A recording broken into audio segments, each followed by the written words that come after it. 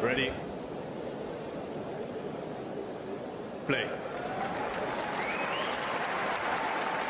So Emma Raducanu and Veronika Kudermetova will meet in the round of 32 in Rome. Both coming off of big wins. Kudermetova taking down Anisimova, getting some payback for that Charleston defeat, and Raducanu had to play a lucky loser today, where her scheduled match versus Alexandrova was actually canceled as she pulled out. So she had to quickly regroup and get ready for a totally different opponent in terms of a lefty.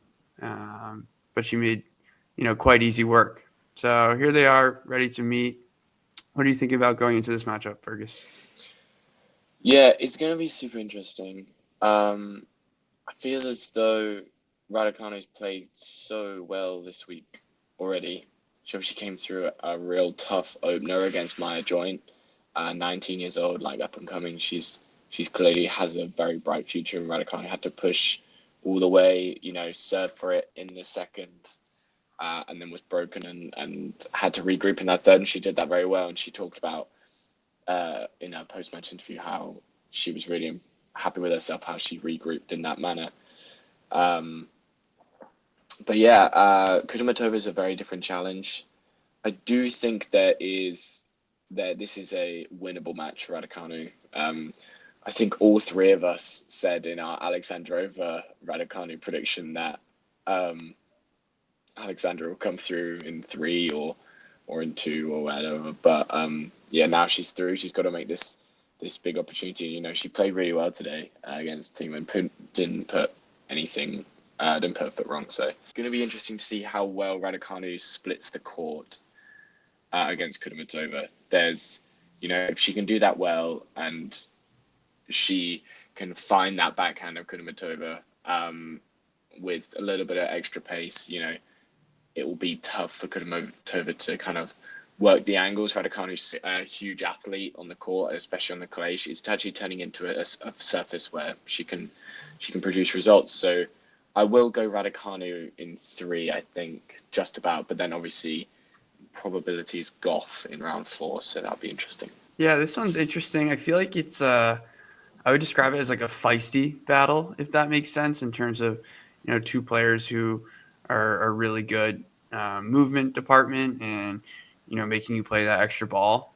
And they look to be aggressive when the opportunity arises. I think it'll be interesting to see like how these bigger points are played, because today Kudermetova was able to come through on those bigger points against Anisimova, and that essentially propelled her to the win. Another thing to think about is Kudermetova retrieving treatment for her neck and shoulders kind of throughout this match. Obviously, it didn't end up really impacting her, but it's just something to think about as once the adrenaline's gone, how is she going to feel coming back to play tomorrow? So that's something to think about. But yeah, I do give the edge to Raducanu here. I just think her all court ability, growing confidence on the surface, and kind of getting back into form, it's kind of a reason to back her here and think she can get the job done. So looking forward to a good contest.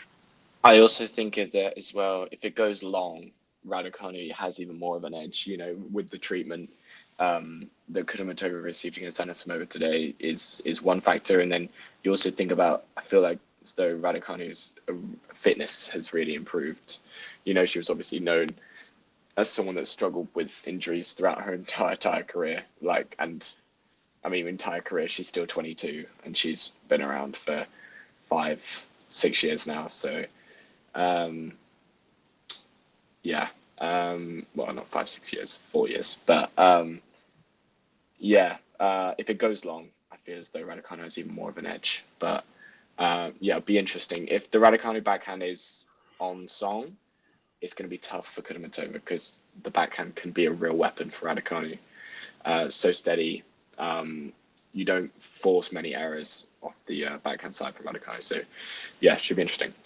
If you enjoyed this video, make sure you hit that like button. Don't forget to subscribe and click that notification bell so you don't miss out on all things tennis.